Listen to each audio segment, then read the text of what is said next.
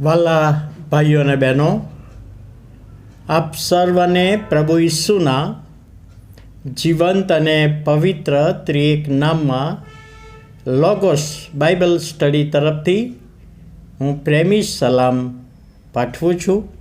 અને આજે 2025નો 11મો દિવસ, શનિવારનો દિવસ પ્રભુએ આપણા જીવનોમાં બતાવ્યો છે, માટે પ્રભુનો ખૂબ આભાર માનીએ છીએ.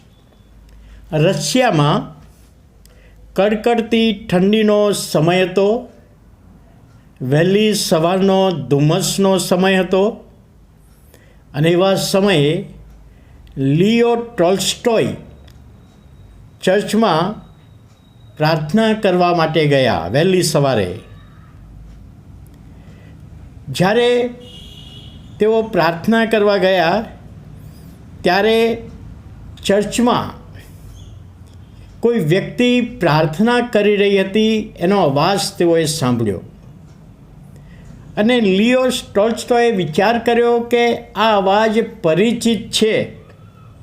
અને થોડી વાર પછી ખબર પડી કે એમના ગામના મેયરનો અવાજ હતો. એ મેયર ચર્ચમાં ઈશ્વરને પ્રાર્થના કરી રહ્યા હતા, પાપોની કબૂલાત કરી રહ્યા હતા. હે પ્રભુ, મેં ઘણા બધા પાપો કર્યા છે, ગરીબોની પાસેથી પડાવી લીધું છે, ધનને માટે, નાણાંને માટે મેં કાવા દાવા કરીને લોકોને છેતર્યા છે અને મારા જેવો પાપી બીજો કોઈ નહીં હોય, હું સૌથી વધારે પાપી છું, એવી કબૂલાત કરતા. અને લિયો ટોલ્સ્ટોયે આ સાંભળ્યું ત્યારે એમને બહુ આનંદ થયો કે અમારા ગામના મેયર ઈશ્વરની આગળ પાપોની કબૂલાત કરી છે. જ્યારે લિયો ટોલ્સ્ટોયે એ પ્રાર્થના પેલા મેયરે પૂરી કરી ત્યારે એમને કહ્યું કે સાહેબ, તમે તો બહુ મોટા મહાન વ્યક્તિ છો. તમે પ્રભુની આગળ જે કબૂલાત કરી અને પ્રભુએ તમારા પાપોની તમને ક્ષમા આપી અને તમે અત્યાર સુધી જે કાર્યો કર્યા એની કબૂલાત કરી, ત્યારે એ મેયરે જે બાબત કહી તે આ પ્રમાણે છે કે મેં કબૂલાત તો કરી છે, પણ મારી અને ઈશ્વરની વચ્ચેની વાત તારે સાંભળવાની જરૂર નહોતી. મારી અને ઈશ્વર સાથેની વાત મેં જે કરી છે તારે સાંભળવાની જરૂર નહોતી. આ તો ઈશ્વર સાથેની મારી વાત છે. અને આ જે મેં કબૂલાત કરી છે તું ગામમાં કોઈને કહેતો પણ નહીં. ત્યારે ટોલ્સ્ટોયે કહ્યું કે સાહેબ, તમે પ્રભુની આગળ જે કબૂલાત કરી છે, લોકોની આગળ કબૂલાત કરવામાં તમને શું તકલીફ છે? અને ત્યારે ટોલ્સ્ટોયે કહ્યું, આ વાત તારે કોઈને કહેવાની જરૂર નથી. કારણ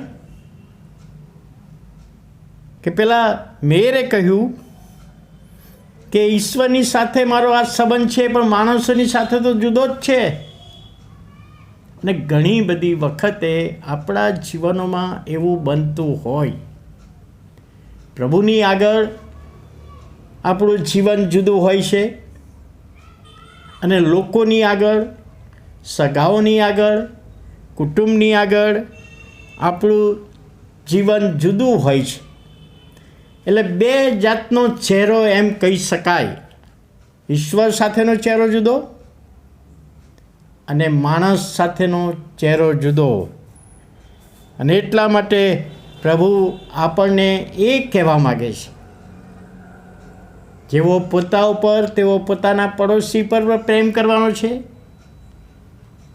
પ્રભુ ઈસુ ખ્રિસ્તે શિક્ષણ આપ્યું છે.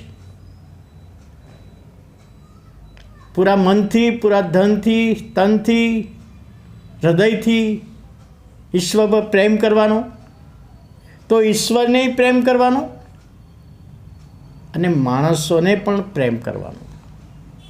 એટલે આ બાબત લિયો ટોલ્સ્ટોએ આપણને આજે બતાવી. પ્રભુનું વચન આપણને બતાવે છે આ દાખલા દ્વારા કે આપણો ચહેરો માણસોની આગળ અને ઈશ્વરની આગળ સરખો હોવો જોઈએ, અને એના માટે આપણે પ્રયત્નો કરવા જોઈએ, પ્રભુની સહાય માગવી જોઈએ. ત્યારે આ વચન દ્વારા એનો આશીર્વાદ આપે. પ્રાર્થના કરીએ. વાલા પ્રભુ, આભાર માનતા, સ્તુતિ કરતા તમારા નામને ધન્યવાદ આપીએ છીએ. પ્રભુ, અમે તમારી આગળ અમારો ચહેરો અને લોકોની આગળનો ચહેરો અમે જુદો બતાવતા હોઈએ છીએ, પણ પ્રભુ, અમે તમારી આગળ જેવા બતાવવા માગીએ એવું જ લોકોની આગળ બતાવવા માગીએ. એવી સહાય કરો, મદદ કરો. ઈસુ પ્રભુના નામમાં સાંભળો અને માન્ય કરો. આમેન.